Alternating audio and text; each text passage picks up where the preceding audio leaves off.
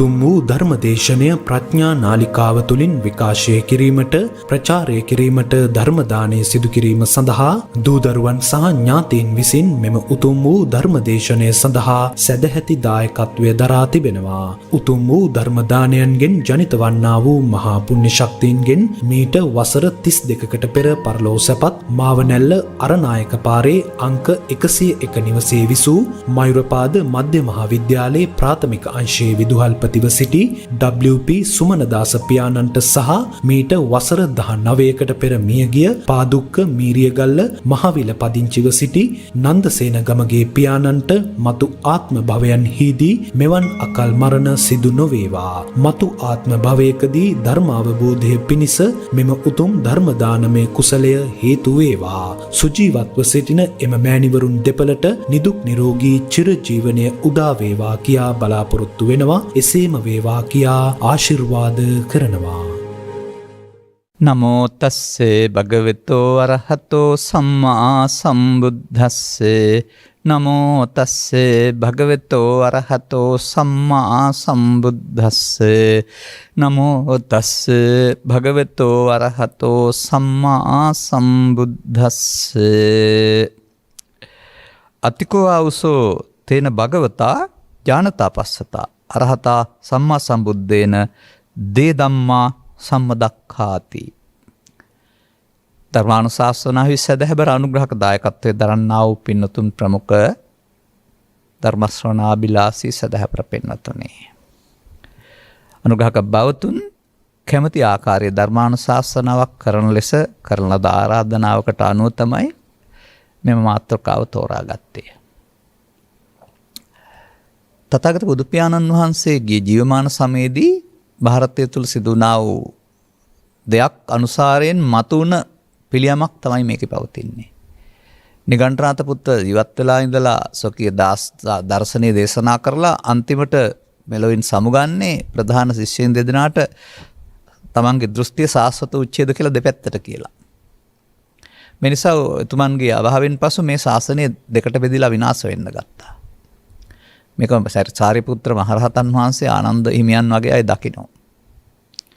දැකලා බුදුරජාණන් වහන්සේගේ පරිනිර්වාණයෙන් පස්සේ සසුනට එසේ නොවිය යුතුයි කියලා කල්පනා කරලා ඒ සඳහා ගත යුතු ක්‍රියාමාර්ග වශයෙන් තථාගතයන් වහන්සේ 35 වෙනි වියේ සිට 80 වෙනි විය දක්වා කළ ධර්ම දේශනා කිසියම් සාරාංශකරණයක් කරලා තියෙනවා සාරිපුත්‍ර හිමියන්. ඒකට කියන්නේ සංගීති සූත්‍රය කියලා. ඒ සාරාංශ අඩංගු දේවල්. මේක 1 සිට 11 කාරණා දක්වා ධර්ම දේශනා 100 ගණනකට දහස් ගණනකට මාතෘකා තියෙන එක. ඉතින් මේ පසුගිය දවසක මට මතකයි මම එක කරුණක් අරගෙන පළවෙනි කරුණ වශයෙන් පැහැදිලි කළා. ඉදිරියටත් ඒකේ දෙකේ තුනේ කරුණ ඔස්සේ යම් යම් කරුණු සියල්ලම නැතත් පැහැදිලි කරන කල්පනාවේ ඉන්නවා අදාළයි කියලා හිතෙන පරිදි. එවන තමයි මේ අද මාතෘකාව තෝරාගත්තේ. මොකද මේ පෙන්වන්නේ උන්වහන්සේ ඉදිරිපිට හිට යමත ඇවැත්නි කියලා. තථාගත බුදුරජාණන් වහන්සේ අපි කියනවා ඥානතෝ පස්සතෝ කියලා කියන නුවණින් දන්නා වූ දක්නා වූ බැවින්. මිනිස්සුන්ගේ අයහපතට සහ යහපතට හේතු වෙන කරුණු දෙකක් වශයෙන් දේශනා කරලා තියෙනවා. දහම් දෙකක් ඇත. අනේ දෙකේ කාරණාවක් යහපත් පැත්තට සහ අයහපත් පැත්තට යෙදෙන ආකාරයේ පැහැදිලි කිරීම තමයි බලාපොරොත්තුව. අයහපත් පැත්තට යෙදෙන ආකාරයේ වළංගු වෙන්නේ සාමාන්‍ය සමාජයට. යහපත් පැත්තට යෙදෙන ආකාරයේ වළංගු වෙන්නේ ගෞතම සසුන තුල දුකින් මිදීම හොයන අයට. මොකද සමහරුන්ට ගෞතම සසුන තුල දුකින් මිදීම ඕන නැහැ. චතුස්සත්‍ය ධර්මය අවබෝධ වේවා කියලා කියා ඉන්න ඇරුණාම ඒක මේ මොහොතේ අවබෝධ කරන්න ඕන එකක් කියන එක පිළිබඳව දියුණුවණක් ඇතමුන්ට නැහැ. ඒ අනුව ලබාගත් ජීවිතේ තම තමන් හොයන පැති වලට යාමක් තියෙනවානේ. මම මේක මෙහෙමයි කියන්නේ. ඔය සාමාන්‍යයෙන් සමස්ත සමාජයේ පෘථග්ජන සමාජයක්. පෘථග්ජන සමාජයේ ජීවත් වෙන අය යම් යම් දේවල් වලට ළමා කාල පහවීමත් සමග ගිජු වෙනවා. බැස ගන්නවා. මම මේකට කියන්නේ විවාහ වෙනවා කියලා. ඒ කියන්නේ නීතියේ කාන්තාවක් සහ පුරුෂයෙක් අතර විවාහය නෙවෙයි මම පෙන්නන්නේ. විවාහය කියන්නේ බන්ධනයක්නේ. අන්න ඒ වගේ යම් යම් කරුණු සමග විවාහ වෙනවා. විවාහයේ ජීවිතාවසානය දක්වා මේ නීත්‍යානුකූලව වළංගුයිනේ. කැඩෙන්නේ නැහනේ. ඒ අවසර හම්බ වුණොත් ඇරුණාම නැත්නම් කැඩෙන්නේ නැහැ. අන්න ඒ වගේ Tamanට ගැලවෙන්න බැරි බන්ධනයන්ට බැඳෙන එක මේ සමාජයේ බොහෝ දෙනාට බුදුන් හමුවීමට පෙර ධර්මයේ හමුවීමට පෙර සිදුවෙන දෙයක්. අනේ එතන පැහැදිලි කරව අදහරනවා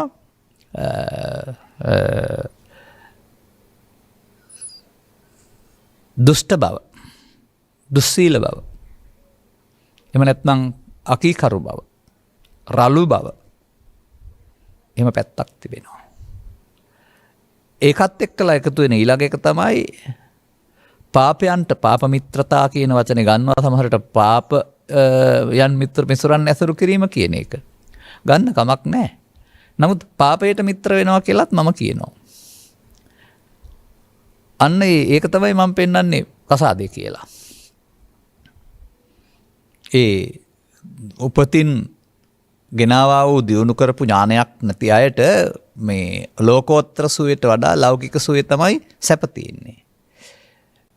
ඒක තමයි ලෝකේ ලබන්න තියෙන සැප කියලා වුන් හිතනවා. ඒ සඳහා මාර්ග ගන්නවා. අනේක තමයි දෝෂ්‍යවස්තසතා කියන වචනෙන් පෙන්වන්නේ. එතනදී වුන්ට ටික ආත්මාර්ථය ඉස්මතු වෙනවා. රට, ජාතිය, ආගම, නීතිය, සදාචාරය මොනවාක්වත් ඔහුගේ ආත්මාර්ථය ඉටු කිරීමට බාධා වේ නම් වළංගු වෙන්නේ පිළිගන්නේ නැහැ.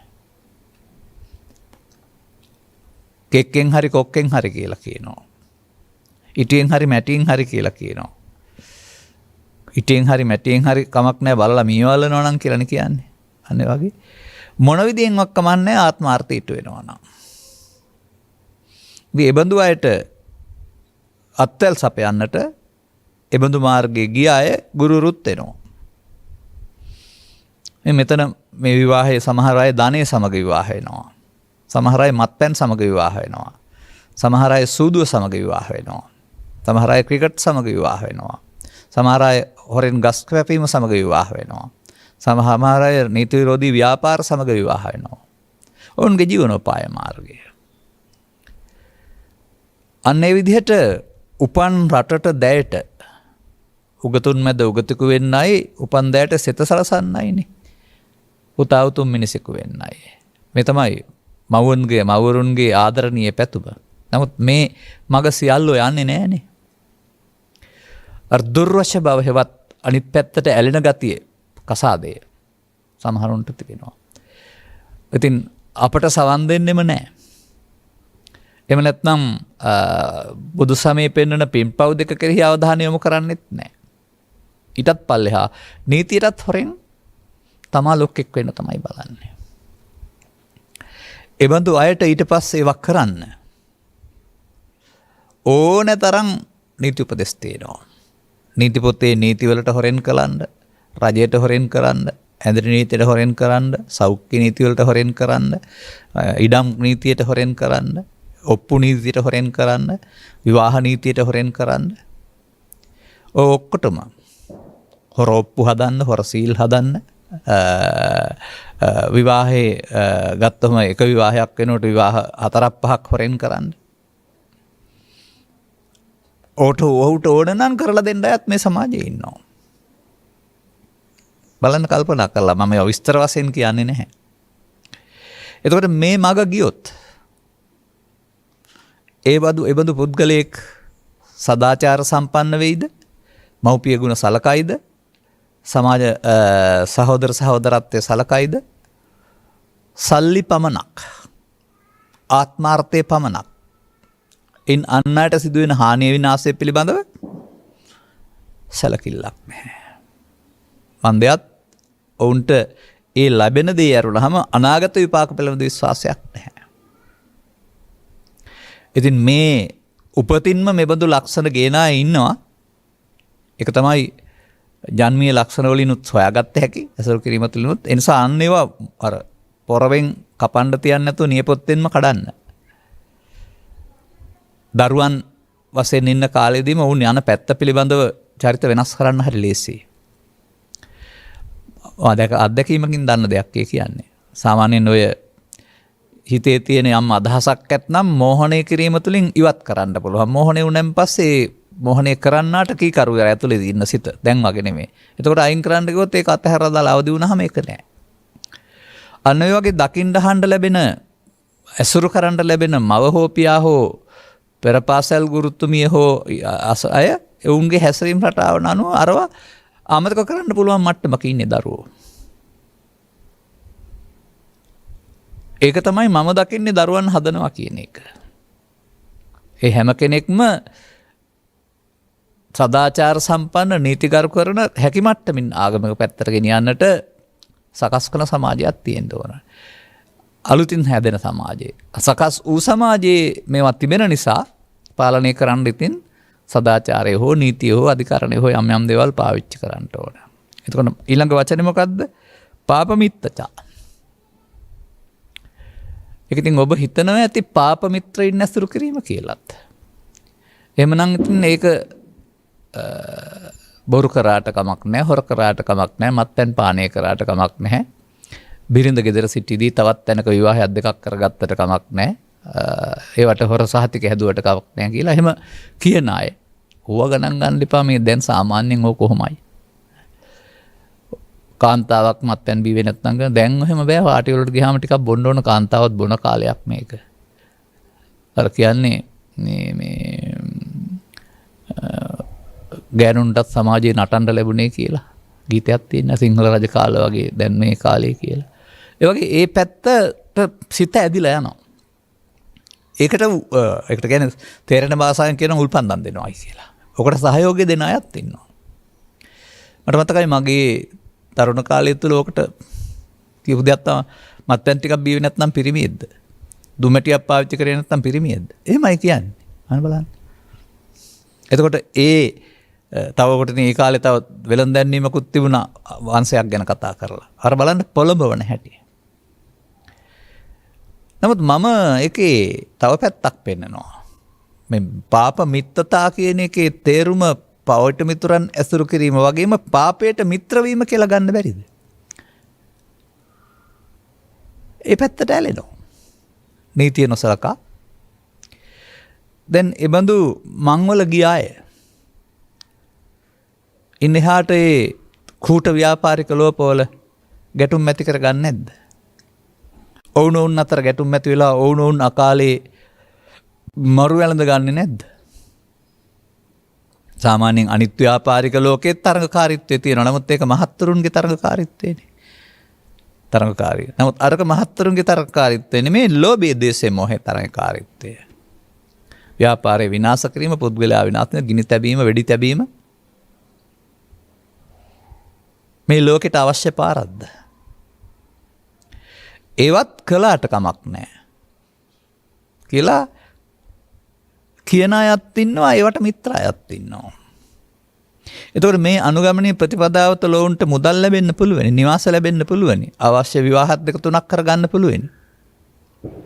විශේෂයෙන් මම ඒක දකින්නේ මෙහෙමයි. මා දන්න මේ කෙනෙක් කියපු කතාවක් මේක. සාමාන්‍ය නාගරික ආශ්‍රය කියලා කියමුකෝ, ඊට වඩා කියන්නේ නැතුව. එයාට තියෙනවා අවශ්‍ය නම් කෙනෙකුට දෙන්න ආදායම් සඳහා හදාගත්ත ෆ්ලැට්ස් නැත්නම් කුලී නිවාස. එතකොට නිවාස නැති නගරෙන් කොළඹ ගමින් නගරයට යන අයට මේවා අවශ්‍ය වෙනවානේ. ඒ වගේ තැන්වල ඉන්න.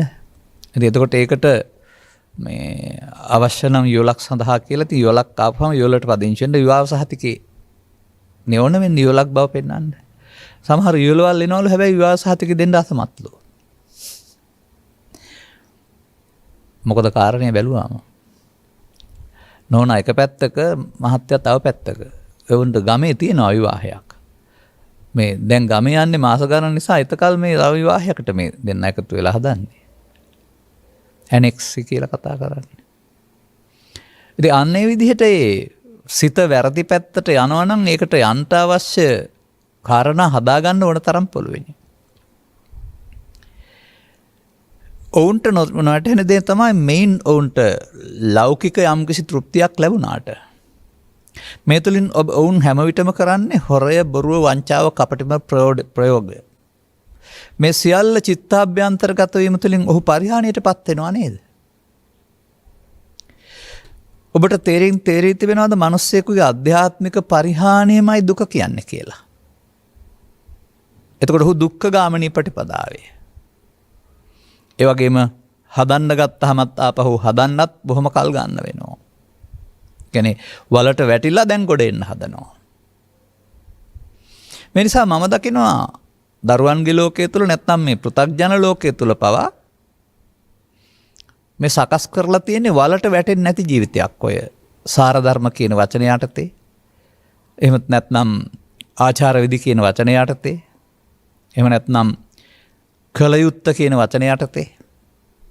මේ ජීවිත සමාජයට ලැබෙන්න ඕන දේවල් කියලා. අපෙන් සමාජයට ලැබෙන්න ඕන දේවල්. කියන යටතේ කෙනෙක් මෙහෙවනු ලබන්නේ උදව්ව උපකාරය, පරෝපකාරය, පිහිටවීම, කෙනෙකුගේ දුක දැක අනුකම්පා කිරීම කියන රැවටීම නෙවෙයි. සාමාන්‍ය වත්මන් සමාජයේ අනුකම්පා සහගත ස්වභාවය මිනිස්සු ගාව තියෙනවා දැක්කම තුවාලයක් නැතුව කකුලේ කරවල කෑල්ලක් බැඳගෙන, එහෙනම් ඇද නැති කකුලක් ඇද කරගෙන, එහෙම නැත්නම් දුප්පත් නැතුව දුප්පත් වේශයක් අරගෙන අනුකම්පාව දිනා ගන්න බලනවා. ඒවත් ආපහු අයිති වෙන්නේ අර දෝචස්සතාවලට. එතකොට රැවටෙන පුද්ගලයාට කිසියම් ආකාර රැවටීමකුත් වෙනවා. රැවටුන බව දන්නේ නැති නිසා උදව් කළා කියලා සතුටු වෙන්නත් පුළුවන්. නමුත් අර රවට්ටන පුද්ගලයා තවදුරටත් ප්‍රපාතයටයි වැටෙන්නේ. මේ නිසා මානසිකත්වයට, මිනිස්කමට විශාල හානි සිදු වෙන බව, ගොඩෙන්න බැරිම වෙන බව ඔවුන්ට මුලදී තේරෙන්නේ නැහැ. අගට යනකොට තමයි තේරෙන්නේ දැන් හදන්න බෑ, දැන් වෙලාවක් නැහැ කියන එක. අන්න මේ පිළිබඳව ඔබට අවබෝධයක් තිබෙන්න ඕන. මින් පෙර ගියාය මේ මගේ. උරුම කරගත්තේ මොනවද? සිර දඬුවම, එල්ලුම් ගස, අකාලේ මරණයට පත්වීම, රෝග හැදී මිය යාම, සාමාන්‍යයෙන් ඒ වැරදි කරන්න ගත්තා නම් සත්ව ඝාතනය හෝ, හොරකම හෝ, බොරුව හෝ ආදී කාරණා, සමත්පැන් පානය හෝ, ඒවට අදාළ විපාක වාරයන්ට ඉහාත්ම වශයෙන්ම පත්වන බව ඔබට පෙනෙනවා නම් ඔබ මේ මග නොයා යුතුයි. ඔබේ දරුවන් මේ මගට යොමු නොකළ යුතුයි. ඒ නිසා දෝචස්සතා සහ පාපමිත්තතා කියන පදේ පෙන්වන්නේ එකතු කරගත යුතු අංග වශයෙන් නෙවෙයි. එකතු නොකරගත යුතු අංග වශයෙන්. ඒ තමයි බෞද්ධ සමාජයක තේමාව. ඉතින් ඔබ වටපිට බලන්න. 70%ක් හෝ නැත්නම් බෞද්ධ බහුතරයක් කියලා කතා කරන මට්ටමක මේ තේමාව තුළද මේ බෞද්ධයෝ ඉන්නේ කියලා. මේ බුදුන් වහන්සේ බෞද්ධයින්ගේ තේමාවක් නෙමෙයි, මේ පනවල මිනිස්සුන්ගේ තේමාව. මන්දයත් අයිහලෞකික පාරලෞකික කියලා දෙපැත්තක් තියෙනවා. මෙලොව සහ පරලොව වශයෙන්. තමන් වග කියන්න ඕන කියන එක පිළිබඳව. අන්න එතකොට යමෙක් සැප හොයන්න ගිහින් දුකට කරුණු රැස් කළොත් එහෙම ජීවිතය තුළ අර විසාකාවගේට වදාළ තේමාව වළංගු වෙනවා. ඒසංකෝ විසාකේ සතං ප්‍රියානි සතන්තේ සන්දුක්ඛානි. අන්න මේ ආරම්භයේ පටන් ඇලෙන ගැටෙන කරුණු අර මම කිව්වේ බන්ධන නැත්නම් විවාහ කියලා. සංඛ්‍යාව වැඩි කරගන්න ඔහුට ජීවිතේ තිත්ත වෙනවා, ජීවිතය අපායක් වෙනවා. එතකොට තවදුරටත් ඒ තමන්ගේ චිත්ත පීඩාවෙන් වළකින්න තවත් විකෘතිකාරකයා සිහි නැතුව ඉන්න, මත්පැන් පානය කරලා ඉන්න පුරුදු වෙනවා. එතකොට ඒ යන මගට කියන්නේ පරිහාන ධම්මං හෝ භික්ඛවේ දේසිස්සාමි. ඒක කිසි විටකත් ලෞකික අභිවෘද්ධිය හෝ ලෝකෝත්තර අභිවෘද්ධිය පැත්තට යන්නෙම නැහැ. මතක තියාගන්න මේවා සම්බන්ධයෙන් තිබෙන වචනයක් තියෙනවා ඥානතෝ පස්සතෝ කියලා. බුදුවරු එහි අනාගතය දැකලා දැනගෙන මේ පාරේ ගියොත් නම් මිනිස්සෙකුට සුගතිගාමිත්වයක් හිමි වෙන්නේ නැහැ කියලා පැහැදිලි කරලා තිබෙනවා. නමුත් පනිරෙල්ලවන්ට ඉනිමන් තබන්නාසේ මේ සියලු මාර්ග සියලු මේ දුෂ්චරිතයට යන්නට සියලු මාර්ග පහසුකම් සමාජයේ සැලසෙනවා. පොලිසියට, නීතියට, සදාචාරයට, ආගමට, අම්මට, තාත්තට, ගුරුවරුන්ට සියල්ලන්ට හොරෙන්. ඔය මෑතදී පාසල් යන්න බැරිවීම තුළ ඔන්ලයින් තාක්ෂණය අධ්‍යාපනය යොදාගත්තනේ. මේකත් මම දකින්නේ දැලි පිහියක් කියලා. නැත්නම් දෙපැත්ත කැපෙන පිහියක් කියලා. දරුවන්ට පාලනය වෙන්න පුළුවන් නම් අධ්‍යාපන මට්ටමින්. නමුත් යෞවන වයස තවත් දේවල් හොයනවා නීතියට ඉඩ නැති, නීතියෙන් තව වරපත්‍ර දීලා නැති දේවල්. නීතියෙන් අවසර ලැබෙන තුරු මේවා පිළිබඳ කුතුහලයක් ඇති වුනහම වෙනත් පැතිවලට මේ අන්තරය ඔස්සේ ගොස් දැනටත් ජීවිත ගණනක් අහිමි වෙලානේ. සිත ස්වභාවයෙන්ම වරදට යන සුළුයි. ඒ නිසා විවේක නැහැ කියලා නම් හරියන්නේ නැහැ. මේ දෝෂස්සතා සහ පාපමිත්තතා මේ මාධ්‍ය ඔස්සෙත් තියෙනවා.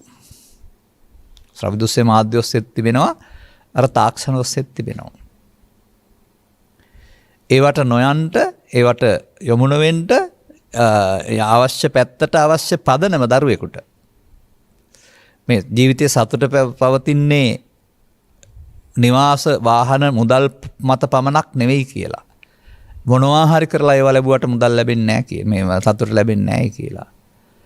සතුට කියන එක විකෘති නොවන මනසක් තුළ, අසංවේදී නොවන මනසක් තුළ. එහෙම නැත්නම් අපි කතා කරනවා ඒකට අදාළ බලපාන චෛතසික පැත්තක් කුසල කියලා. අර අකුසල චෛතසික වර්ධනය කිරීම තමයි මේ පෙන්නන දෝචස්සතා සහ පාපමිත්තතා. ගැඹුරින් ගන්න එහෙම. ලෝභ, දේශ, මෝහ, මද, මාන කියලා කතා කරනවා. මෝහ, අහිරික, අනුත්ප්ප, උද්ධච්ච, ලෝභ, ditthi, මාන, දෝෂ, ඉස්සා, මච්චරි, කුක්කුච්ච. මේවා වර්ධනය කළොත් ඔහු සැප ලබන්නේ නැහැ. ඈත දකින්න කල් ඇතුව. ඒ වගේම වර්ධනය කළොත් මිදීම සඳහා අතිමහත් වෙහෙසක් දරන්න වෙනවා. ගොඩක් වැඩිපුර කල් ගන්න වෙනවා. එනිසා මේ පෙන්වන්නේ මව්කුසකින් මෙලොවට එන පුද්ගලයෙක් ජීවන සටනට මුහුණ දීම හමුවේදී නොයා යුතු පාර. අනේක මතක තියාගන්න. ඉතින් එහෙම ඒවා පිළිබඳ දන්නා මව්පියන්, ගුරුවරුන් තමන්ගේ දරුවන් මේ වගේ පැතිවලට මෙහෙवला අවස්ථා තිබෙනවා. නමුත් ඒ පිළිබඳව ගැඹුරු අවබෝධයක් නැති, දැනටමත් දෝචස්සතා සහ පාපමිත්‍රතා හුරු ඇතැම් මව්වරුන්, පියවරුන් ඒ ගැන ගණන් ගන්න නැහැ. නිකන් අර සතෙක් හැදෙන්න ආරනවා වගේ ඉබාගාති දරුවෝ හැදෙන්න ආරිනවා. මම දකින්නේ නැහැ මාතෘ මූලික, පීතෘ මූලික සමාජයක් තුළ, ආගමික සමාජයක් තුළ මේ දරුවන් කියලා කියන්නේ ඉබාගාති හැදෙන්න ඕන දෙයක්. ආසාවන් ඉටු කර ගැනීමේ අතුරුඵලයක් වශයෙන් මම දකින්නේ නැහැ. එය වගකීමක්. ඒක පරිණාමයේ වගකීමක්. ආගමේ නෙමෙයි. ඔබට මේ මෙලොවට එන විට ස්ත්‍රීත්වයක්, පුරුෂත්වයක් ලබා දී තිබෙන්නේ පිළිකුල් කරන්න එහෙම නෙමෙයි. එහි අයිතිය පාවිච්චි කරලා වගකීමක් ඉටු කරන්න සමාජයට. මතක තබා ගන්න එක. ඒක තහනමක් වෙන්න බෑ. බුදු සමයෙන් ඕක තහනම් කරලා හැම නැහැ. බුදු සමය මොකද්ද වැරද්ද? රාග, දේශ, මොහයි වැරදි. ඒක නැතුව ඒව කරන්න බැරිද? පුළුවන්. එනිසා කල් ඇතුව මේවා වැරදි පව් වශයෙන් පාවිච්චි කරන්නේ නැතුව මේ පරිණාමීය සමාජයක් තුළ ඔබට ලැබිලා තියෙන උරුමයක් තමයි සමාජය හොඳ පැත්තට පරිණාමය කරන එක. මම දකින්නේ සත්‍ය ගවේෂණය කරගැනීමේ පරිණාමී යුගයක් ಭಾರತයේ තිබුණා. උපරිම ඵලය බුදුන් වහන්සේ. පසු කාලීනව වෙන වෙන දේවල් ගවේෂණය කරන්න ගියාම සත්‍ය යටපත් වෙලා ලෞකික ඉස්මතු වෙලා මේ පැත්තට සමාජය ඇදලා යනවා. ඒ වගේ කාමය හොයන්න ගත්තොත් කාමයසනා, හොරකම් කරන්න ගත්තොත් චෝරයසනා, ඉතින් කුඩු යසනා කියලාත් කියන්න වෙනවා ඊට පස්සේ. ඒ වගේ මත්ද්‍රව්‍ය සම්බන්ධ හොයන්න ගත්තොත් ඒ පැත්තටනේ ඒසනාව සෙවීම වෙන්නේ. එයා දුෂ්චරිත ඒසනා වලට සමාජයේ යොමු වෙන එක රටක් බලපල්ලට යන පාර. ඒසනා කියන්නේ සොයනවා කියන එක. අන්න එක තේරුම් ගන්න පුළුවන් නම්. එහෙනම් ඒ පැත්තට රට පරිණාමය ඔබ හොයන්න ගත්තොත් ඊළඟ පරපුරේ පැත්තට හොයනවා. එහෙනම් අර අනිත් යහපත් පැත්තට දැන් සියවස් 3-4-5ක් තිස්සේ අපිට මේ යටපත් වී තිබෙන සදහමක් භික්ෂු පරපුරක් විසින් ක්‍රමයෙන් ඉස්සරහට දියුණු කරන් එනවා. මම දකින්නේ තනි අයිතිකාරයෙක් කවදාවත් ඒක පරපුරේ දියුණුවක්. ඉතින් ඒකේ උපරිම ප්‍රතිඵලයට ළඟා වේවි. ළඟා වෙලා තියෙන්නත් පුළුවන් ළඟා වේවි. එහි කොටස්කරුවෙක් වෙන්න නේද ඕන. අන්න එහෙම Tamanට මේලොවට ආවෙන් පස්සේ තියෙන වගකීමක් තියෙනවා තේරුම් ගන්න. ඒ වගකීම මේ රට අවුරුදු 100කින් ඉවර කරන එක නෙමෙයි. මේ සදාචාරයේ වලපල්ලට යවන එක නෙමෙයි.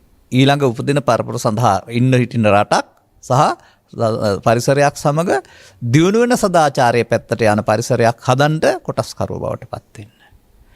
අවාසනාවකට ඉතින් අපිට සවන් දුන්නා ඇහැරුණොත් තමයි එහෙම වෙන්නේ. ඒ අපි යුතුයකම වෙන්නේ බඳු ඒකට එරෙහිව යන පුද්ගලයෝ දැක්කම ඔවුන් සමග තරහ වෙන එක හෝ ඔවුන් සමග ද්වේෂයෙන් කටයුතු කරන එක නෙවෙයි. හැකිනම් අපිත් ගැලවිලා ඔවුන්ට මාර්ගෝපදේශයක් ලබා දෙන එක දූරදර්ශීව බලන්න.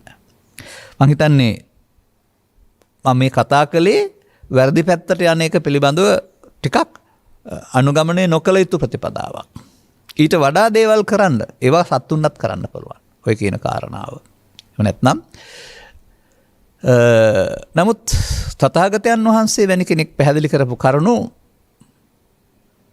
ඔය වගේ පැත්තකින් සාක්ෂාත් කරගන්න ලැබෙන්නේ නැහැ. ඊට වඩා ගැඹුරු කරුණු. දැන් ඕක පුද්ගල මූලික ක්‍රියාවලියක්. ඔන්න ඊළඟ වචනේ අපි විග්‍රහ කරන්න එනවා. සෝවචස්සතා සහ කල්යාණ මිත්‍රතා. ඉතින් ඒක අපට අන්න අර මම කිව්වේ සමාජ මට්ටමෙනුත් කතා කරන්න පුළුවන්. සෝචකීකරු බව. නම්‍යශීලී බව. සහ යහළු මිතුරන් ඇසුරු කිරීම කියන එක. අපි ඒක පොඩ්ඩක් එතන කතා කරලා ලෞකික මට්ටමින් ඊට පස්සේ ගැඹුරට මේක තියෙනවායි කියලා කතා කරමු. ඔබ නෙමෙයි මමත් සමහර විට තරුණ කාලයේදී. දැනටත් මම සමාජයේ මහනවා යම් යම් අයට ගිහි පැවිදි ඕනෑම කෙනෙකුට අවශ්‍ය මොහොතක උදව් උපකාර කරනකොට එයාට මගේ කල්යාණ මිත්‍ර කියලා කියනවා. ඒ කල්යාණ කියන්නේ යහපත් මිත්‍ර කියන්නේ හිතවත් කියන එකනේ. උන්ට යහපතක් සලසා ඇති බැවින්. නමුත් අපි ගත්තොත් මේ සමාජය දෙකකට බෙදලා අනුසෝතගාමී සහ පටිසෝතගාමී කියලා. අනුසෝතගාමීත්වයේ සෝවචස්සතහ සහ කල්යාණ මිත්‍රතා එකක්. පටිසෝතගාමීත්වයේ සෝවචස්සතහ සහ කල්යාණ මිත්‍රතා තව ගැඹුරු එකක්. එනිසා මේ අරුත් ඔබ දන්න මට්ටමින් නතර කරගන්න හදන්න එපා. දැන් ඔය සුවචකීකරු බව කියලා කතා කරන්නේ. එතකොට අර අපි කතා කර අසංවේදී දුෂ්ට නොවන බවනේ. එතකොට මව හෝ පියා හෝ ගුරුවරයා හෝ එහෙමත් නැත්නම් නීතිය හෝ අපට දෙන දේවල්. නීතියනොත් අපට යම්මම් පැනවීම කරනවානේ. ඒවට ගරු කිරීම සුවච බව. ඒ වගේම එක තැනක පැහැදිලි කරලා තිබෙනවා මෙහෙමත්. මා විසින් කුමක් කළ යුතුද? මා කුමක් අනුගමනය කළ යුතුද? මා විසින් නොකළ යුත්තේ කුමක්ද කියලා ඒවා මඟ පෙන්වන අයගේ ඇසුරට යාම කියලා එකක් තියෙනවා. නොගියොත් හරි වැරදි දෙකම තේරෙන්නේ නැහැ. නමුත් දූරදර්ශී අයගේ ඇසුරට යන පස්සේ ඔහුට නොකළ යුත්තේ කළ යුත්තේ තේරෙනකොට අන්නේ නොකළ යුත්තේ කියන එකේදී අර දෝචස්සතා සහ පාපමිත්‍රතා බැහැර කරන්න උපදෙස් ලැබෙනවා. ඒක තම තමන් දන්නා පමණින් මවගෙනුත් ලැබෙනවා, පියාගෙනුත් ලැබෙනවා, ගුරුවරයාගෙනුත් ලැබෙනවා, මනෝවෛද්‍යවරයාගෙනුත් ලැබෙනවා, පොලිස් නිලධාරියෙකුනුත් ලැබෙනවා, වෛද්‍යවරයාගෙනුත් ලැබෙනවා. ඔවුනොවුන් ඉගෙන ගත්ත මට්ටමින් උපදෙස් ලැබෙනවා.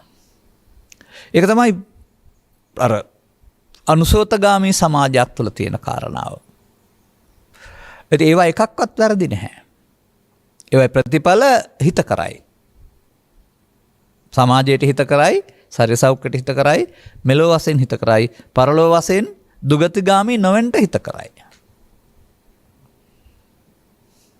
ඒ පෙන්නන අපි ඉගෙන ගන්න මට්ටමින් මව්පියන් උගන්වන මට්ටමින් ආගම ඉගෙන ගන්න මට්ටමින් මේ කීකරුකම සහ කල්යාණ මිත්‍රයන් නැති බව. නමුත් ඉතින් මම විහිළුවට කියන පදයක් තිබෙනවා. කීපතාවක් කියලා තිබෙනවා. මේක යොදා ගන්නවා වැරදි පැත්තට. ඔබට අහු වෙලා නැද්ද මෙහෙම අය? හවසට මද්යපානයට යන්න අතේ සල්ලි නැති වෙනකොට කවුරු හරි මම දෙන්නම් සල්ලි අන් කිව්වොත් එහෙම නුඹ නම් කල්යාණ මිත්‍රයෙක් කියලා කියන අය නැද්ද? අන්න එහෙම තමන්ගේ වාසිය පැත්තට මේ වචන යොදා ගන්නවා. එනිසා මම දකිනවා සම්මත සමාජය තුළ නොවගට යන්න නොදී ආරක්ෂා කරන අවශ්‍ය උපදෙස් දෙන ඔය වගේම අමාරුවකදී පිහිට වෙන එහෙම පුද්ගල මට්ටමේ යහපත් මිත්‍රත්වයක් තිබෙනවා. තිබෙන්න ඕන. හැබැයි ඒක බුදු සමය නෙමෙයි ලෝකේ ඕන රටක තියෙන්න පුළුවන්. මිනිසත් මේ සුවඳ හඳුනන සමාජයක් තුළ එහෙම අවශ්‍ය මොහොතට උදව් උපකාර කරන්න පෙළඹෙන එහෙම ලෝභියා ඉන්න පුළුවන්. බලන්න මේ පදේ හරියනවද කියලා. නාහං භික්කවේ අඤ්ඤං ඒක ධම්මම්පි සමනුපස්සාමි. මහණෙනි මම මගේ බුදු ඇසින්වත් දන්නේ නැහැ. නූපන්න කුසල් නූපදවන සහ උපන්න කුසල් දුරු කරන දහම් තත්වයක් කල්යාණ මිත්‍ර සේවනයේ තරම්. එතකොට කල්යාණ මිත්‍ර සේවනයේ මොකද කරන්න පුළුවන්කමක් තියෙන්නේ? උපන්න කුසල් දුරු කරන්නත් පුළුවන්, නූපන්න කුසල් නූපදවා ඉන්නත් පුළුවන්. ඒ මොකක්ද කියන්නේ? අර ඔබ කියන කල්යාණ මිත්‍රයාට ඒක පුළුවන්ද? ඒ නිසා මෙතෙන්ට තව වචනයක් තිබෙනවා. ඇතැම් විට අපේ පින්වාක්‍යයක් ඔබට අහන්න හම්බුනොත් එහෙම ඔය මේ මොහොතේ මේ මාධ්‍යක කරන කෙටි පුණ්‍යානුමෝදනාව නෙවෙයි. ඒක හැම විටම තියෙනවා බුද්ධ ආදී මහෝත්තම කල්යාණ මිත්‍ර සේවනයෙන් යුක්ත වෙන්න ඕනේ කියලා. එනම් පෘථග්ජන මට්ටමේදී කල්යාණ මිත්‍ර පාප මිත්‍ර එක අර්ථයක්. ඒක තමයි අපායට යන පැත්ත පාප මිත්‍ර, සුගතියට යන පැත්ත කල්යාණ මිත්‍ර වෙන්න පුළුවන්. ආර්ය මට්ටමේදී භවගාමිත්වය පාප මිත්‍ර, භව නිරෝධගාමිත්වය කල්යාණ මිත්‍ර. එනිසා මේ වචන වල නියත අර්ථයක් ගන්න එපයි කියලා කියන්නේ. එනිසා හොයාන එනකොට යම් වචනයක අර්ථය හොයාන එනකොට අනිත්‍ය වුණත් ඊටා ගැඹුරට එන්න පුළුවන්. කල්යාණමිත්‍ර වග්ගය කියලා එකක් තියෙනවා වෙනමම. බුදුන් වහන්සේගේ. ඒකේ තියෙන කල්යාණ මිත්‍රතාවය පිළිබඳව ඒකක් තමයි මම ඉදිරිපත් කළේ. අනේ එතකොට අර අකීකරු බව කියන වචනයට ගන්න තියෙන්නේ කුමක්ද? ඔහුගේ සිත කය වචන ලෝභයට, දේශයට, මෝහයට යටත්ව මෙහෙවනකොට ඒ පුද්ගලයා තුල දෝචස්සතා තියෙන්නේ. එතකොට ලෝභය, දේශය, මෝහය බලවත් වුණන් පසු ඔහු මෙහෙවනු ලබන්නේ ඔහු විසින් නෙවෙයි. ඔහුගේ වචන හෝ අතපය හෝ හිසියල්ල මෙහෙවනු ලබන්නේ ලෝභය, දේශය, මෝහය විසින්. දැන් ඔහු මිත්‍ර මොනවටද? පාපයටනේ. නිසා පවිතු මිතුරන් ඇසුරු කිරීම වගේම පාපයට මිත්‍ර වීමත් ඔය අර්ථය තුළ තියෙනවා. දැන් කුමක්ද ලැබෙන්නේ? බාහිර වශයෙන් කෙටි කාලීන සැනසෙල්ලක්, තෘප්තියක් ලැබෙන්න පුළුවන් යම් කාරණාවලදී. නමුත් මේ භවයට බැඳීම තුළ, ලෝභයට, දේශයට, මොහයට බැඳීම තුළ ජීවිත අවසන් කරන හැටි තේරෙන්නේ නැහැ. උරුම කරගත් සම්පත් හෝ මොනවා හෝ දේවල් තේරම කෙරෙහි මගේ සහ මම සහ මගේ ආත්ම වශයෙන් බැඳිලා. දැන් යථාර්ථය සියල්ල අතහැර යන්න සිදු වෙන බව. යථාර්ථය සියල්ල අතහැර යන්න සිදු වෙන බවනට අතහැර ගන්න බැරි වුණාම අතහැරෙනවා කයෙන්. සිතින් අතහැර නොයා ප්‍රේතයෝ භූතයෝ බවට පත් වෙලා කෙලහලහලා ඉන්නවයි කියලා කියන්නේ අපිට පේන්නේ නැති වුණාට. ඒ මොකක් නිසාද? ඒ මේ ලෝකේ ජීවත් වෙන්න දුන්න සීමාව හඳුනා ගන්න බැරි වුණ නිසා. ලෝකේ ජීවත් වෙන්න සීමාවක් දීලා තියෙනවා. එන්න, හැදෙන්න, වැඩෙන්න, ජීවනෝපාය සලසා ගන්න, යුතුයකම් ඉටු කරන්න යන්න වෙන දවසක් තියෙනවා. දුකක් නැතුව අතහැරලා යන්න පුළුවන් විදිහට සිතත් හදාගන්න. දැන් දෝචස්සතා මාර්ගයේ ගිය කෙනෙකුට හදන්න බෑ. මොකද ඔහු පුද්ගලයෙක් වශයෙන් නරක පාරේ ගියේ හොඳ ඇතර ලැබුවේ නැහැ. ඔහුට මව්කුසින් බිහි වී ජීවිත අවස්ථාවසාන දක්වා ජීවත් වෙන කාලෙම තියෙන එක ජීවිතයයි. ඒ ජීවිතය තුළ ඔහු ඉන්නවා, ඔහු මැරෙනවා. මම ඉන්නවා, මම මැරෙනවා ඔහුට. දැන් බුදුරජාණන් වහන්සේගේ මේ සෝචස්සතා කල්යාණ මිත්‍ර සේවන මත පෙන්වන්නේ එහෙම නෙවෙයිනේ. මිනිසා යනු කයෙන් පුද්ගලයෙක් වුණාට මිනිසා යනු ගති ලක්ෂණ ගොඩක්. ඒ ගති ලක්ෂණ ඒ මොහොතට එන සිතට අනුව තමයි ක්‍රියාත්මක වෙන්නේ. ඒ ගති ලක්ෂණ හැඟීමට සිත කියලා මේ සිත මූලික පදනමට සිත කියලා කියනවා, ගති ලක්ෂණ වලට චෛසික කියලා කියනවා.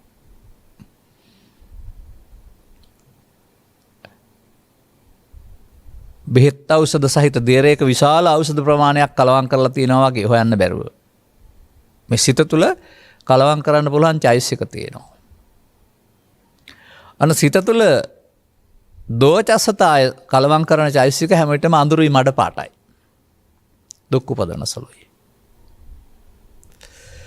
එතකොට ඔහුව මෙහෙවනු ලබන්නේ මේ පුද්ගලයාගේ කය වචන මෙහෙවනු ලබන්නේ ඔය කියන දුෂ්ට හැඟීම් විසින්. එතකොට ඔහුව එක අන්තයක් කරා අරන් යනවා. ඔහුම දන්නේ නැහැ. ඒකට ඉතින් අපි කියනවා තව වචනයක්. මරු ගෙනියනවා කියලාත් කියනවා. පරිහානියටපත් වෙනවා කියලාත් කියනවා. ඒ නිසා මා දකින්නේ මේ ලබාගත් ජීවිතය කියන එක හරියට දෙපැත්තටම යන්න තියෙන පාරක් වගේ කියලා. ඔය වන් වේ කියලා කතා කරනවට වඩා දෙපැත්තටම යන්න තියෙන පාරවල් තියෙන්නේ. වාහනවල දෙපැත්තටම යන්න පුළුවන් ඉඩ තියෙනවා. ඒ වගේ මිනිසාගේ ජීවිතයත් වැරදි පැත්තටත් යන්න පුළුවන් පාරක් තියෙනවා, හොඳ පැත්තටත් යන්න පුළුවන් පාරක් තියෙනවා. අර දෝචස්සතා සහ පාපමිත්‍රතා තුළ ඔහු යන්නේ වැරදි පැත්තට. ඒ කියන්නේ පල්ලමට යනවා. පල්ලම කියන්නේ ප්‍රපාතය කියලා කියන්නකෝ. සෝ කායස වේදෝ පරම්මරණ දුගතින් උප්පජිතා ප්‍රපාතේට යන පාර. නමුත් අපහසුයෙන් උනත් හොඳ පැත්තට යන්න පුළුවන්කමක් තිබෙනවා. ඒ සඳහා මේ සමාජයේ ආගමකින් තොරව නීතිරාමු යටතේ උගන්වන සදාචාරයේ යම්කිසි සීමාවක් තියෙනවා. ඒක ආගම් මට්ටමින් යම්කිසි සීමාවක් තියෙනවා. නමුත් බුදුරජාණන් වහන්සේගේ කරුණ පැහැදිලි කිරීමතර මීට වඩා ගැඹුරකින් මේක උගන්වනවා. මං හිතනවා සූච බවට පත්වීම සඳහා සහ කල්යාණ මිත්‍ර සේවනයේ අවශ්‍ය වෙන්නේ මෙන්න මේ සඳහා බුදුරු පැහැදිලි කරපු එක. අර කොටස ලෝකේ දත් තිබුණා, අදත් තියෙනවා, ආගම්වලත් තියෙනවා. පුද්ගලයෙක් වශයෙන් යහපත් වෙන එක සහ රට දැයට වැඩ සලසන එක සහ යහපත් ආකාරයේ සමාජ රටාවක් බිහි කිරීම සඳහා තමන් කොටස් කටුවෙක් දරන එක. ඒක පුද්ගල සංවරය, ඒක නීතිය සහ සදාචාරයේ සංවරය. නමුත් ඊට එහාට ගිය සංගමයක් අපි දකිනවා ආත්ම සංගමය කියලා. ආත්ම සංගමයට තමයි මම දකින්නේ මේ සෝචස්සතා කියලා. කීකරු කියන පදය සාමාන්‍යයෙන් රාහුලවාද සූත්‍රවලත් පෙන්නනවා. එහෙම නැත්නම් සරියුත් හිමියන්ගේ චර්යා රටාවක් තුලත් පෙන්නනවා. අවවාද පිළිගැනීමේ ස්වභාවය අතු ගානකොට සිවුර ගෑවිලා තිබුණයි කියලා බිම වැරදීමකින් පෙන්වයි කියලා. දොහොත් මුදුන් දී පිළිගත්තයි කියලා. නමුත් යමෙකුට මම කියන සංකල්පය හිත ඇතුලේ ආවොත් කය නෙමෙයි මම කියන එකට අහංකාරය කියලා කියන්නේ. ඒ අහංකාරයේ අනිත් අයට වඩා ඉහළින් ඉන්නකොට ඊට වඩා පල්ලෙහායගේ පිළිදෙවක් පිළිගන්න ලෑස්ති නෑ. ඔක මේ සමාජය තුළ ඔබ දකින්න. මේ කීකරු වෙන්න පුළුවන්කමක් තියෙන්නේ අහංකාරය අඩු වෙන තරමට. නැත්නම් අහංකාරයෙන් යුක්ත පුද්ගලයා නුඹ මට උගන්වන්න එනවද කියලා. තම තමන් දරන තානාන්තරයේ පරිදි ඊට පහලින් හෝ කවකවත් මට උගන්වන්න එනවා කියලා අරගෙන රිදවා ගන්නවා. නමුත් අපිට මෙතෙන් එන්න පුළුවන් නම් දැන් තව ටිකක් අවශ්‍ය කරුණට යන්න වෙනවා. මන්ද මේ උපන්න කුසල් දුරු කරන්නයි නූපන්න කුසල් නූපදවා ඉන්නයි නේ කල්යාණ මිත්‍ර සේවනයක් තියෙන්නේ. ඒ මොනවද? පුද්ගලෙ ජීවත් වෙන්න ගියාපුවාම ක්‍රමයෙන් ලෝභයෙන් දේශයෙන් මොහෙන් වැඩෙනවා. පාප තුලත් වැඩෙනවා, පින තුලත් වැඩෙනවා පෘථග්ජන භාවය තුල. අඩු වැඩිකමක් තිබුණාට. එතකොට උහුට දුක් ගෙනත් දෙන්නා වූ චිත්තාභ්‍යන්තරේ පවතිනා වූ හේතු පැත්තක් තියෙනවා. ලෝභයෙන් දේශයෙන් මොහෙන් වැඩිලා. දැන් උහුට මේ ඉවත් කර ගැනීම සඳහා පුද්ගලයෙක් වශයෙන් පවනවා තිබෙනා වූ සංවර ප්‍රතිපදා, ශික්ෂාපද ප්‍රතිපදා වළංගු වෙන්නේ වලකා ගන්න පමණයි. සහ මුලිනු පුටා දැමීමට වළංගු වෙන්නේ නැහැ. නමුත් වත්මන් සමාජයේ සැකසී තිබෙන ආකාරයෙන් උපකල්පනය කරනු ලබනවා මේ ශික්ෂාපද සංවරයෙන් තුළ මේ දුර්වලකම් මුලිනු පුටා දැමේවි කියලා. සියුම්ම තේරුම් ගන්න මුලිනු පුටා දාමන්නා වූ සදහම් ප්‍රතිපදාව යටවුණෙන් පස්ව හදාගත්ත විකල්පයක් තුළ තමයි මේ සමාජයේ ඉන්නේ කියලා. ඒකට පහර ගහන්නත් එපා, වැරදි කියන්නත් එපා. ඒක ආරි සත්‍ය ඉක්මවාගේ සම්මත සත්‍ය හික්මීමක්. ඒක පව් හොඳයි පින් නරකයි, පින් හොඳයි පව් නරකයි කියලා පවෙන් ඉවත් වී පිනෙහි හික්මීමක්. මෙතනින් එහාට පාරක් නෑ කියලා තමයි බොහෝ දෙනා තාමත් හිතන්නේ. නුගතුන් නෙමෙයි උගතුන් පවා. ඒකට ඉතින් කාර්ය බහුලත්වය හරි තව මොනවා හරි කාරණා යොදාගෙන මෙතනින් එහාට දකින්න දෙයක් නැහැ කියලා එහෙම අදහසක් ස්ථාපිත කරපු සමාජයක්. ඒ ආරි සත්‍ය සංවරය අනාගත බුදුරෙක් ලබා දෙන දෙයක් බවට මතයක් සමාජගත කිරීම සහ ඔබ ඒ බඳු මතයක් දැරීමම ඔබ ඔබේ අනාගතය අවලංගු කර ගැනීමක්. ඔබ ඔබේ අනාගතය අඳුරු කර ගැනීමක්. ගැමරින් හොයලා බලන විට හැදෙන්න සහ නැති වෙන්න විශේෂ කාලයක් දෙන්නේ නැහැ. අවුරුදු ගණන් දෙන්නේ නැහැ, ආත්ම ගණන් දෙන්නේ නැහැ, වර්තමාන මොහොත විතරයි දෙන්නේ. මෙන්න මේ වර්තමාන මොහොතේ ජීවිතය ඔබ හඳුනාගන්නේ කොහොමද? ස්ත්‍රියක් වශයෙන්ද, පුරුෂයෙක් වශයෙන්ද, ගිහියෙක් වශයෙන්ද, පැවිද්දෙක් වශයෙන්ද, වෘත්තිකෙක් වශයෙන්ද? ඔය ඔක්කොමත් හරි. නමුත් තථාගතයන් වහන්සේ එහි කර වදාළනවා වර්තමාන මොහොතේ ජීවිතය ඊට වඩා සියුම් දෙයක්. අතීතයක් නැහැ, අනාගතයක් නැහැ, දැන් විතරයි තියෙන්නේ. දැන් උපදින දෙයක් තියෙනවා. දැන් උපදින දෙයට කියන්නේ ඇසෙන්, කනෙන්, නාසයෙන්, දිවෙන් හෝ කයෙන් සිතින් හටගෙන අවශ්‍ය කාර්යය කොට ඇලී හෝ ගැටි, නොඇලී හෝ නොගැටි මේ යන්න පුළුවන් ස්කන්ධ පංචකය. බුදු සමය තුළ ස්කන්ධ පංචකය නම් වූ ඒකකයක් තුළ පරිහානිය සහ සංවරය දේශනා කරන බව, දුකටපත් වීම සහ දුක දේශනා කරන බව, ගැලවෙන්න ඕන නම් නැති වෙන සහ මාර්ගය දේශනා කරන බව අහන්ට ලැබීම කල්යාණ මිත්‍ර සේවනයයි. ඒ සඳහා අවශ්‍ය ප්‍රතිපදාව ගන්න එක, ඒ සඳහා අවශ්‍ය ප්‍රතිපදාවක් තෝරා ගන්න එක සෝචස්සත සෝචකී කරුවීමයි. එතකොට කීකරු වෙන්නේ අම්මට, තාත්තට, ගුරුතුමාට, නීතියට නෙවෙයි.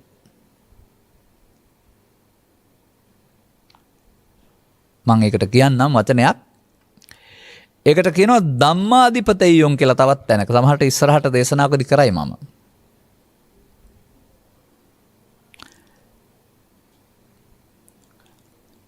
ධර්මයේ දන්නා බැවින් පවුණු කරන බව. ධර්මයේ පිළිසරණින් පවුණු කරන බව. ඔබ ධර්මය කියන්නේ කුමකටද? හොඳ දෙයටද? ස්වභාව ධර්මයටද? පවු නොකරන එකටද? සූත්‍ර දේශනාවලටද? ජාතක කතාවලටද? ත්‍රිපිටකයටද? මේ කියන බණ කතාවලටද? එහෙම හිතුවොත් ඔබ ධම්මං සරණං ගච්ඡාමි කියන පදයට දෙන අර්ථය කුමක්ද? සමහර විට මම අග උත්තරේ නොකිය ඔබට හොයන්න තියයි. මම එහෙම කියන්න. ඇතැම්හු පාපේ සරණ කරගන්නවා, පාපේ සරණං ගච්ඡාමි. ඇතැම්හු පින සරණ කරනවා, පුණ්‍යං සරණං ගච්ඡාමි. ඇතැම්හු ධනය සරණ කරගන්නවා, එතකොට ධඤ්ඤං සරණං ගච්ඡාමි. ඒ විදිහට එක එක පුද්ගලයා යම් යම් දේවල් සරණ කරනවා ජීවත් වෙන්න. එහෙම නැත්නම් මේ ඔක්කොම ගත්තාම පෘථග්ජන සමාජයට පවෙන් පිනෙන් ධානයෙන් සසර ගමන හැදීම සඳහා කර්මයෙහි නරක හොඳ ඊට වඩා හොඳ කියන මේ කර්මය සරණ කරගන්න ලබනවා. ඔබ දන්නවද මේ පෘථග්ජන සමාජයේ ඉන්නේ කර්මයේ සරණ යටසෙවණේ කියලා? මේ සෝචස්සතා සහ කල්යාණ මිත්‍රතාවල ගැඹුර කර්මයේ සරණ නෙමෙයි ධර්මයේ සරණ කියලා. තථාගතයන් වහන්සේ වදාළ ධර්මයේ සරණ කුමටද? අපාය යන්නද, දිව්‍ය ලෝක යන්නද, බ්‍රහ්ම ලෝක යන්නද, ධාන ලබන්නද, ඥාන ලබන්නද? සසර දුකින් මිදෙන්න. සසර දුකින් මිදීම සඳහා තමයි ධර්මයේ සරණ කර ගන්නවා කියලා කියන්නේ. ඒ සසර දුකින් මිදීම සඳහා සරණ කරගත් ධර්මයේ කුමක්දයි?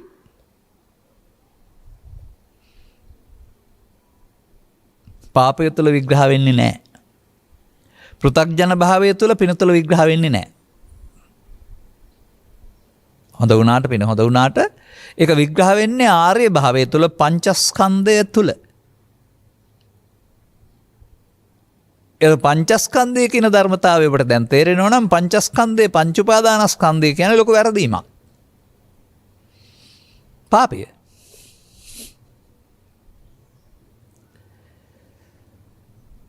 හැබැයි ඔබ කතා කරන සතුන් මැරීම පාපය කියන එක නෙමෙයි මම කතා කරන්නේ. පාපම් පාපකතෝ පස්සතාති අයම් පඨම ධම්මපරියායෝ. වතාගුරු දේශනා කරන්නේ ලෝකෙට ධර්මපරියායන් දෙකයි. පාපේ ලාමක වශයෙන් දකින්න. ඔබට අයිති තැන සිට. දුටුවා නම් පාපම් පාපකතෝ දිස්වා. අනතුරුව පාපෙහි නොඇලෙන්න. තත්ත විරජ්‍යත. විමුච්ඡත මිදෙන්න. නිබ්බින්දත කලකිරෙන්න. හොඳයි බුදු සමයේ පාපයේ ලාමක වශයෙන් දැකීම සහ දැකීම මිදීම පමණක් නම් ඔබ කොහොමද තෝරගන්නේ ඒක? එහෙම තමයි මේ දෙධම්ම දේශනා පරියාය තිබෙන්නේ. දැන් පාපයට පත්වීමට මොකද්ද බලපාන ධර්මය?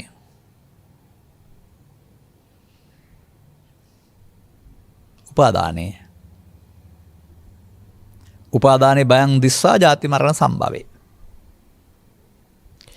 ඒ ජාති මරණ සම්භවයේ ලබා දෙන්නේ පවේ උපාදානෙන් විතරද? ඒ පිනේ උපාදානෙන් ලබා දෙන්නේ නැද්ද? ධානය උපාදානෙන් ලබා දෙන්නේ නැද්ද? උන්වහන්සේ උපාදානෙ එක පැත්තකට දමන්න බලනවා.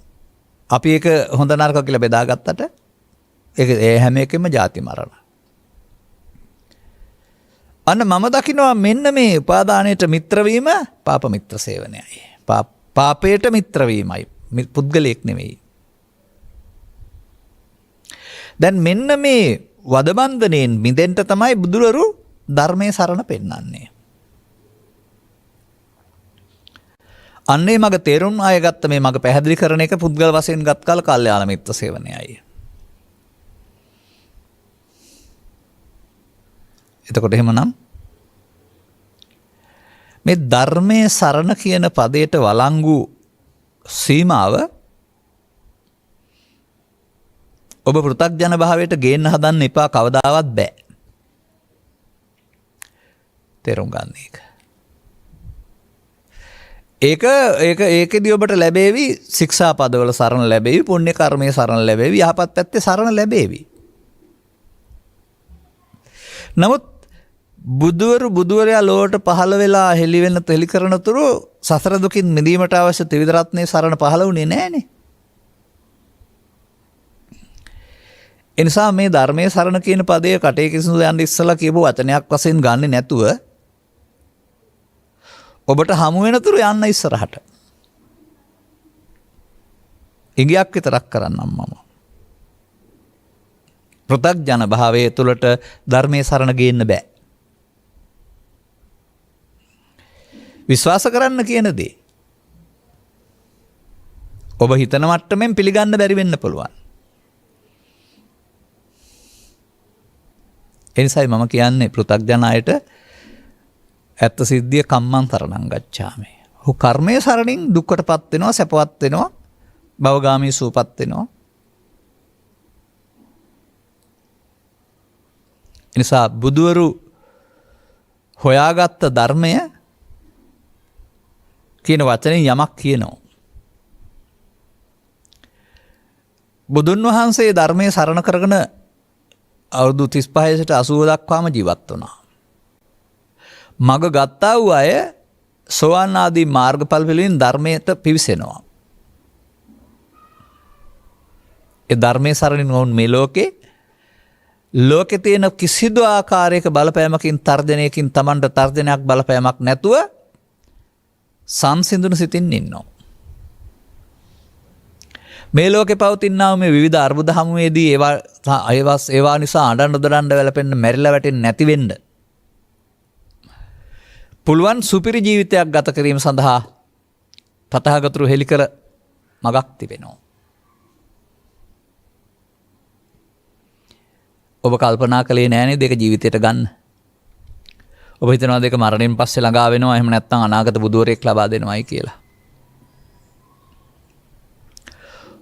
ඔනෝක මම තේරුම් ගත්ත නිසා තමයි අප විසින් කරන ලද ධර්මදේශනාවලට අපි පෞද්ගලිකව තේමාවක් තියලා තියෙනවා. මේ නාලිකාවේ මුලදී තේමාව යටතේ ධර්මදේශනා 70ක් අපි කරලා තියෙනවා. ජීවිතේට ධර්මය. ජීවිතේට ධර්මය කියන්නේ සිල් සමාදන් වෙනවට, පැවිදි වෙනවට, බණපතක් පරිත්‍යාග කරනවට, චෛත්‍යයක් හදනවට එහෙම නෙමෙයි. එවන් පරිබාහිරත් නැහැ යහපත් ක්‍රියා එකක්වත්. මා දකිනවා පෘථග්ජන සමාජයේ බුදුවරු එලි කර වදාලා වූ ධර්මයේ ජීවිතයට අරන් නැහැ කියලා. ගන්න ඕන නිසා, ගන්න පුරුදු කරන්න ඕන නිසා තමයි මේ වචනේ තියලා තියෙන්නේ. නොදැන තියලා නෙමෙයි එක් තියෙන්නේ. ඒ තේමාව යටතේ අවුරුදු 16ක් මම කරුණු පැහැදිලි කරලා තියෙනවා. ආපු අයත් ඉන්නවා. තවමත් ඒ ගැන අවධානය යොමු කරන අයත් ඉන්නවා. ඉතින් තථාගතයන් වහන්සේ උත්සාහය නතර කරේ නැහැ. 25න් 80 දක්වාම උත්සාහ කළානේ. ඊළඟ පරම්පරා සඳහාත් අපට ඒ නිසා මේ පාසලෙන් ඉගෙන ගන්න ධර්මයේ කියන පදේ අර්ථය හොඳ දේ හරි පව් වලින් වැළකීම හරි කියන තැන හිර කරන්නේ නැතුව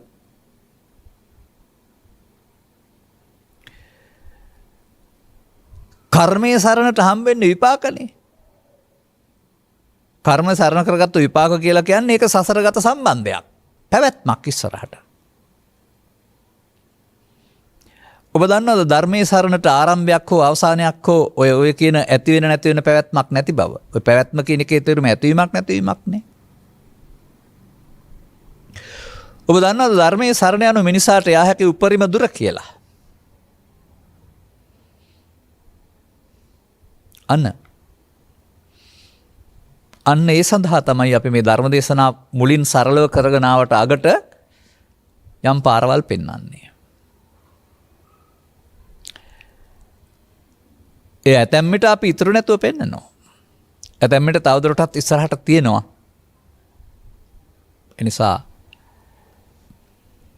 මෙන්න මේ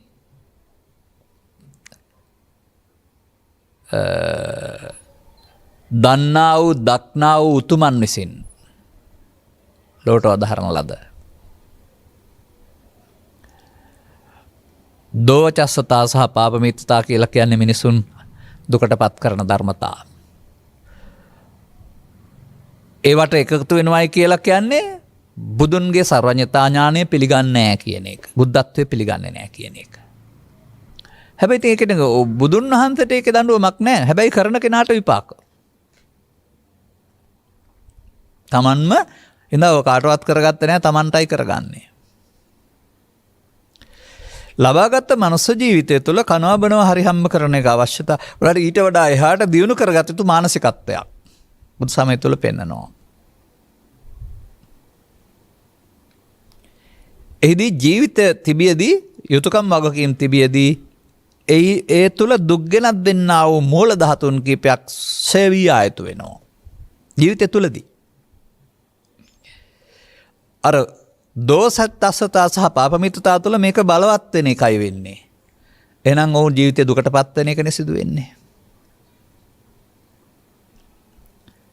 සෝචසතහතා කලානමිත්තතා පෘථග්ජන මට්ටමට එහාගෙන ආර්ය පරපුරේදී ආර්ය මාර්ගයේදී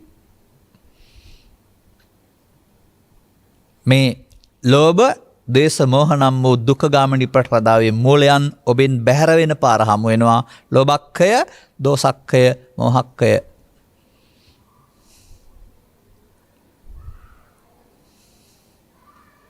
ධර්මයට යන්න නම් මේවා ක්ෂය කරන්න ඕන.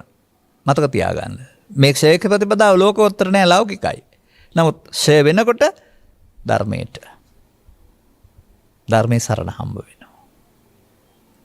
ධර්මයේ සරණ උතුම් නම් නැත්නම් මේ සරණං අඤ්ඤං ධම්මෝ මේ සරණං වරන් මට වෙනස් සරණක් නෑ මේ ධර්ම රත්නේ ඊතා උතුම් පිහිටේ වේ. එහෙම කියලා පාලියෙන් කියලා ඒ ධර්ම රත්නේ කියන්නේ මේ බණ පොත හරි ජාතක කතාවක් හරි කියලා හිතන්න බැරි නෑනේ. ධර්මයේ සහ ගැටෙන්නේ නැති ධර්මයට සහ එකඟ නැති ඔබට අදාළ පෞද්ගලික දුර්වලකම් ටිකට ඔබ ආයිබෝන් කියන්න වෙනවා. ඒ සඳහා වැඩි යුතු පැත්තක් සද්ධා සති විරි සමාධි ප්‍රඥා කියලා. ඔබෙන් බැහැර යුතු පැත්තක් සඳහා බැහැරවීමට දොරක් අරින්න වෙනවා. අන්න ඒකට අප්‍රමාද වෙනවයි කියලා කියනවා. ඒ දොර වහලා තියෙනවට ප්‍රමාද වෙනවයි කියලා කියනවා. එතත් ප්‍රමාද විහාරයයි යම් නමක් ත්‍රිපිටකයේ සඳහන් වෙලා තිබෙනවාද? ඒ ප්‍රමාද විහාරයේ කිසිවෙකුටත් බුදුරජාණන් වහන්සේ වදාළ ධර්මයේ සරණට දොරවල් ඇරෙන්නේ නැහැ.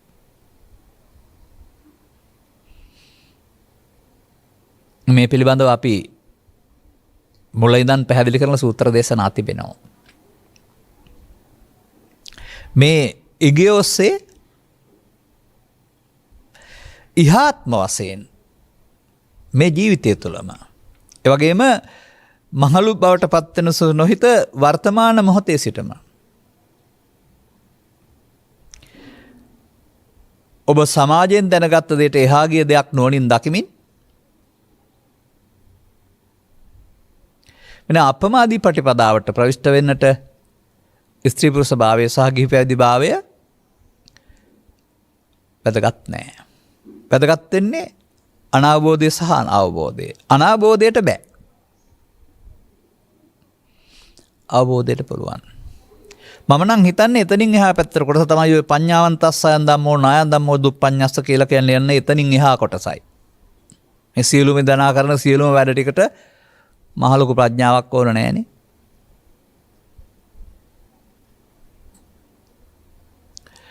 මේ පිළිබඳ මූල බීජය ඇති කෙනෙක් වශයෙන් මම හිතනවා ඔබ මේ සමාජයට එන්නේ. ඒට පොර වැටෙන්නේ නැහැ දෝචස්සසා සහ අපාපමිතතාවය තුල. අපරාධ ජීවිතය ඊට පස්සේ වැරදි පැත්තට ගිහින් තවත් අවුරුදු දහස් ගණනකට කල්ප ගණනකට මේ මගෙන්ට බැරි තරමට ඔබ මේ ලෝකෙට ඇවිදින් මොකද කරගත්තේ? ධර්මයේ වහගත්තා.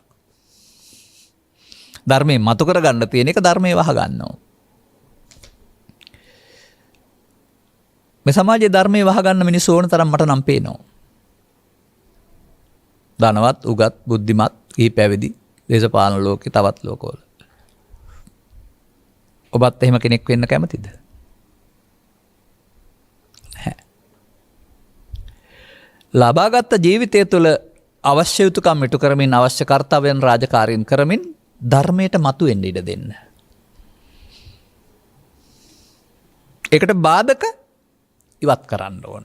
ධර්මයේ මතුවෙන්න තියෙන බාධක ඉවත් කරන්න ඕන.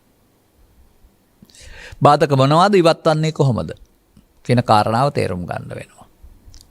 එතකොට ඕනනම් ඒකට තියෙවි එක සූත්‍රයක් නීවරණ පහන සූත්‍රය කියලා. නීවරණ කියන්නේ මොනවද? ධර්මයේ ආවරණය කරන ධර්මවලට. ඒවා හංගල යටපත් කරලා බෑ. එයාලට යන්න කියන්න ඕන. ජීවිතේ ධර්මයට ඉඩ දෙන්න ඕන නම් ඊට එරෙහි ධර්මයන්ට යන්න කියන්න වෙනවා. අන්නේ යන්න කියන්න බුදුන් වහන්සේ වදාළ ත්‍රිලක්ෂණය හෝ පටිච්චසමුප්පාද නිරෝධය දැකීම හෝ කර්මක්ෂය කිරීමේ කර්ම හෝ මේ වගේ ධර්ම ප්‍රතිපදාවක් පාවිච්චි කරන්න වෙනවා. එයාලට යන්න කියන්න. අන්නේ ප්‍රතිපදාවක් පාවිච්චි කරන ආකාරය පිළිබඳ අවබෝධයක් ලබා ගත්තම ඔය මට මේ පහුගිය දවස්වල කතා කරන යම් අය ලබාගත් ආගමික ජීවිතයත් තුළ කරමින් ඉන්න මොනවද අපි මේ කරලා තියෙන්නේ කියලා හිතෙනවායි කියලාම කියනවා. එබැවින් අදාළ කරුණු තේරුම් ගැනීම තුළ මෙව ඇතිබෙන්නා මේ විචිත්‍රත්වය දෝෂස්සතා සහ පාපමිත්තා බැහැල යුතු දේවල්. සෝචස සහ කල්යාණ මිත්‍රතා පෘථග්ජන භාවය තුල සහ ආර්ය භාවය තුල පියවර දෙකකින් වැඩි දියුණු යුතු බව. ඔබට මේ මඟ පැහැදිලි කර ගැනීමට මෙම කරුණු පැහැදිලි කිරීම හේතු ආසනාව වේවා කියන ප්‍රාර්ථනා කරමින් මම මේ කරුණු පැහැදිලි කිරීම මෙසේ අවසන් කරනු ලබනවා. දායකත්වයේ දරනු ලබන්නේ මෙම උතුම් ධර්මදේශනයේ ප්‍රඥා නාලිකාව තුළින් විකාශනය කිරීම සඳහා සදැහැති දායකත්වයේ ධර්මය ලබා දුන්නේ දූ දරුවන් සහ ඥාතීන් විසිනි. දරනු ලබන්නේ වෙන්නේ නැති සදැහැති දායකත්වයේ දරනු ලබන්නේ දූ දරුවන් සහ ඥාතීන් විසිනි.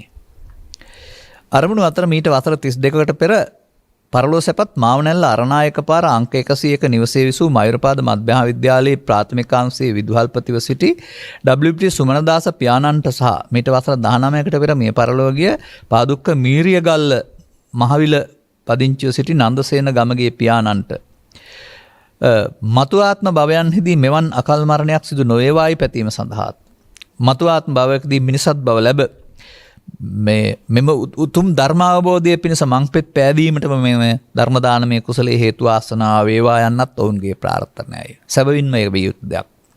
සුජීවත් සිටින එම මෑණිවරුන් දෙපළට නිදුක් නිරෝගී සුවපත්භාවයේ සච්චර ජීවනයේ ලැබේවා ඔවුන්ගේ කෙටි ප්‍රාර්ථනය. අකල් මරණයටපත් වුණා වූ මේ අයට ඉක්මනින් මිනිසත් බව ලැබී ඒ ජීවිතවල මුලදීම අකල් මරණයටපත් නොවෙන්නට සදහම් හමු වෙන්නටත් මංපෙත් පෑදේවා.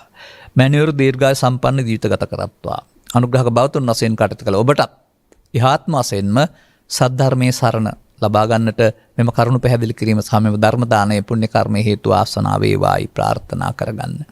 සබ්බීතියෝ වජ්ජන්තු සබ්බ රෝගෝ විනස්සතු මාතේ බවත් අන්තරායෝ සුඛී දීඝායුකෝ බව හැම දිනාටම තෙරුවන් සරණයි.